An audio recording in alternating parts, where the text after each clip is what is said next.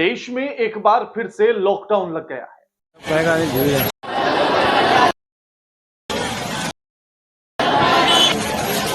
प्रधानमंत्री नरेंद्र मोदी ने कहा था कि जैसे ही वो आए तो उन्होंने वीआईपी कल्चर को खत्म कर दिया। देश में वीआईपी कल्चर की तो बहुत लेगेसी है, कैसे उसको खत्म किया जाए। अब मैं जब आया तो मैंने पहला काम किया, नो लाल बत्ती।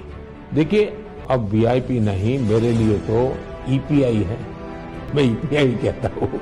तो एवरी पर्सन इज इम्पोर्टेंट। तो फिर ये महाकुंभ में क्या है? कोई नहीं जाएगा, मत जाने दो। पीपा पुल का पूरा बर्बाद कर दिया हम लोग का टैक्स का पैसा को यूज करके। 4 घंटे से हम लोग घूम रहे, कोई पुल नहीं खुला है। और आप तक लेकर जो छोटा बच्चा क्या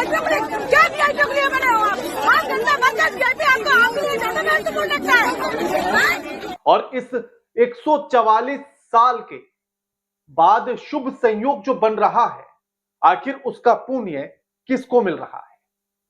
नमस्कार, मैं आपके साथ के राणा न्यूज संवाद देख रहे हैं।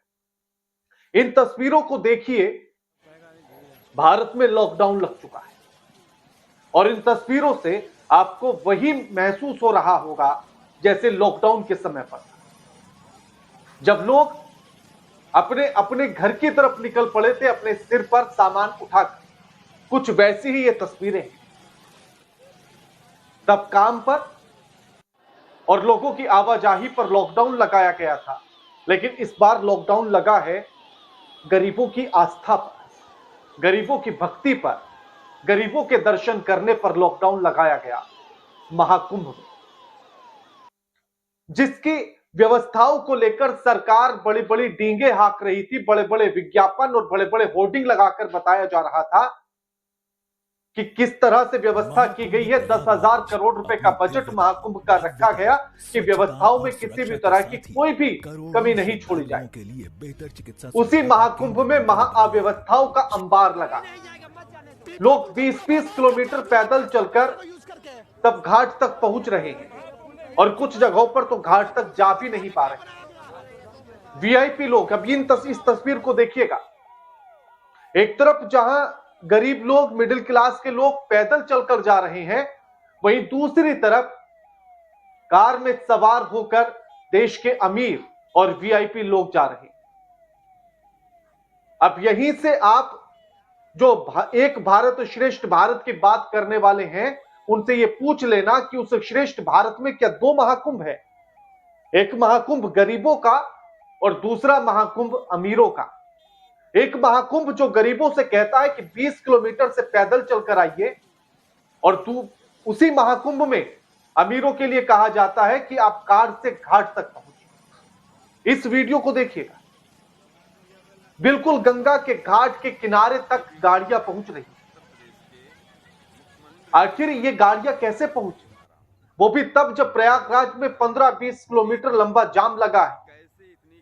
तो आखिर इन गाड़ियों के लिए अलग से रास्ता किसने बनाया?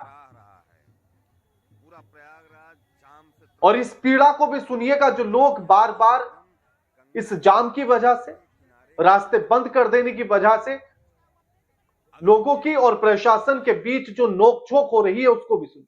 कोई नहीं जाएगा, मत जाने दो। पीपा पुल का पूरा बर्बाद कर दिया हम लोग का टैक्स का पैसा को यूज करके।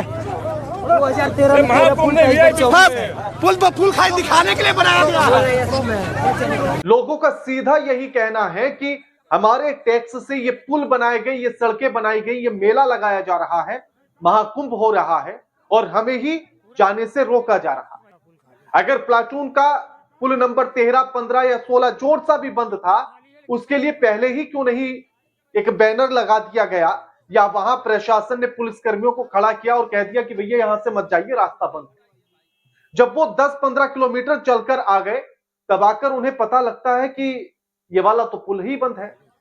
और ये तस्वीर देखिएगा, यहां बैरिकेडिंग की गई है, लोगों को रोका जा रहा है और जैसे ही कैमरा घूमता है तो पुल एकदम खाली। और ये पुल इसलिए खाली है क्योंकि वीआईपी लोग, वीवीआईपी लोग इस पुल से अपनी कार से होते हुए संगम घाट तक पहुंचेंगे। उन्हें किसी भी तरह की दिक्कत ना हो, चाहे गरीब इस देश का मर ही क्यों ना जाए, लेकिन अमीरों को दिक्कत नहीं होनी चाहिए। 1-2 दिन पुराना वीडियो है, जरा अनिल अंबानी का यह वीडियो देखिएगा। हजारों करोड़ का कर्जा इनके ऊपर था और लगभग 90% से ज्यादा बैंक इनका कर्ज माफ करता है, 400 कुछ करोड़ रुपए इनसे लेता है और इनका सारा लोन माफ कर दिया जाता है। और ये फिर भी देश के वीआईपी लोगों का पैसा उधार लेते हैं बैंक से, उसी पैसे को चुकाते भी नहीं है और फिर उसी पैसे से अपनी कार में बैठकर फुल सिक्योरिटी के साथ संगम घाट तक पहुंचते हैं, स्नान करते हैं पूरी व्यवस्थाओं के साथ। देखिए जहां ये स्नान कर रहे हैं कोई आपको ऐसी भीड़ भाड़ भी नहीं दिखाई देगी और आराम से घर लौट जाते हैं। और दूसरी तरफ ये लोग हैं जो अपना टैक्स भरते हैं, जीडीपी में सबसे ज्यादा योगदान देते हैं, वही लोग 20 किलोमीटर तक पैदल चलकर आ रहे हैं।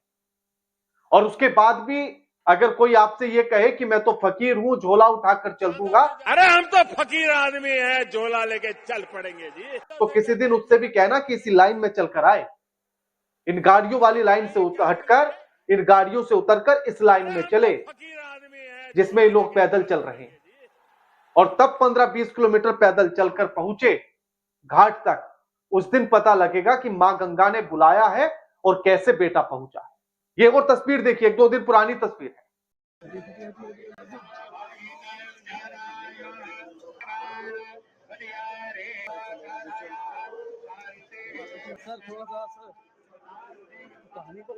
देश की हमारी सभ्यता और संस्कृति और संस्कार यही है कि संतों का मान किया जाता है, साधुओं का सम्मान करना सिखाते हैं।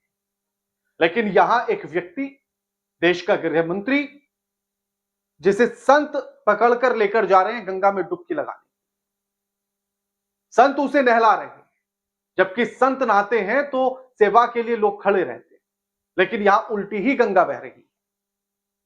अब किसका मान हो रहा है, किसका अपमान हो रहा है, किसका सम्मान हो रहा है, किसका औरा है, किसका भौकाल है, यह आप तय कीजिए। और दूसरी तरफ यह तस्वीर भी देखिएगा कि आखिर क्या आपको चेहरे पर खुशी नजर आती है क्या किसी की?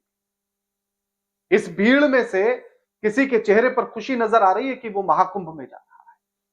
और नहीं तो फिर क्यों इनके चेहरे से वो हंसी, वो खुशी, वो मुस्कान गायब है? ये तस्वीर भी देखिएगा कि किस तरह से लोग प्रशासन से लड़ते और झगड़ते नजर आ रहे हैं। लोग कह रहे हैं कि क्या हम इंसान नहीं हैं और अमीर इंसान है? इस महिला को सुनिए।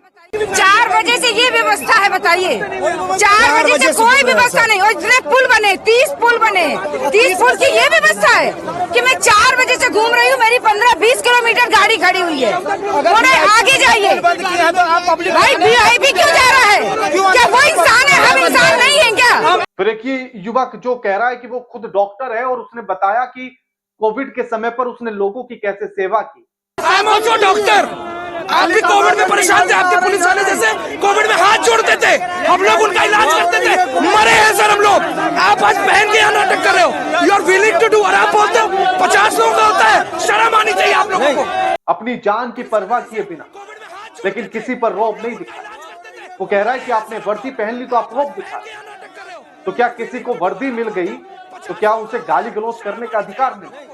कोई कुर्सी पर बैठ गया तो क्या उसे गरीबों को अलग और अमीरों को अलग चलाने का अधिकार मिल गया?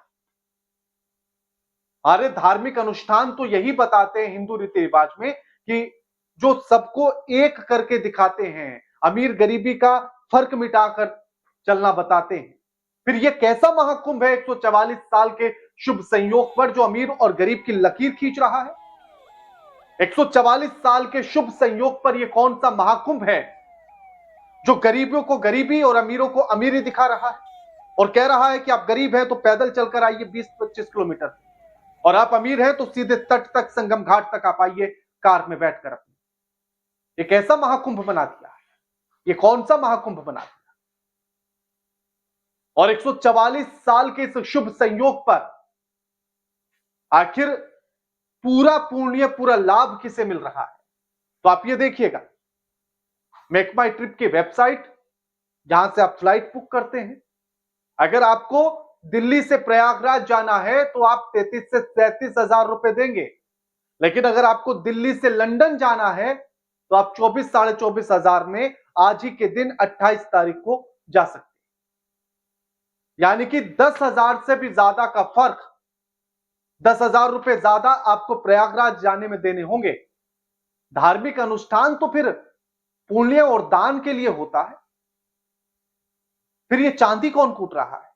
इस 144 साल के शुभ संयोग पर पूरा लाभ, पूरा पुण्य किसको मिल रहा है? कृपा किस पर बरस रही है? आप तय कीजिए और समझिए इन तस्वीरों कि जहां दान पुण्य की बात होती है धार्मिक अनुष्ठानों में, वहां ये कंपनियां अपनी चांदी कूट रही हैं, अपना फायदा ढूंढ रही हैं आपको महंगी टिकट देकर। 10-10 हजार रुपए, यानी कि लंदन से महंगी टिकट है प्रयागराज जाने की। जबकि याद कीजिएगा कि जब किसी धार्मिक अनुष्ठान में जाते हैं तो लोग फ्री में छोड़ाते हैं, नाम मात्र किराया लेकर छोड़ाते हैं, फ्री सेवा कर देते हैं। लेकिन यहां तो दाम 2 गुना 3 गुना ज्यादा कर दिए गए। बाकी आप कमेंट करके बताइएगा कि इस महाकुंभ की कृपा, 144 साल के शुभ संयोग की कृपा किस पर बरस रही है? इन तस्वीरों को, व्यवस्थाओं को आप कितना समझ पा रहे हैं, देख पा रहे हैं? क्या विज्ञापनों से एकदम दूर है क्या सच्चाई? कमेंट करके बताइएगा। वीडियो लाइक कीजिए, शेयर कीजिए और चैनल को सब्सक्राइब करना मत भूलिएगा। नमस्कार।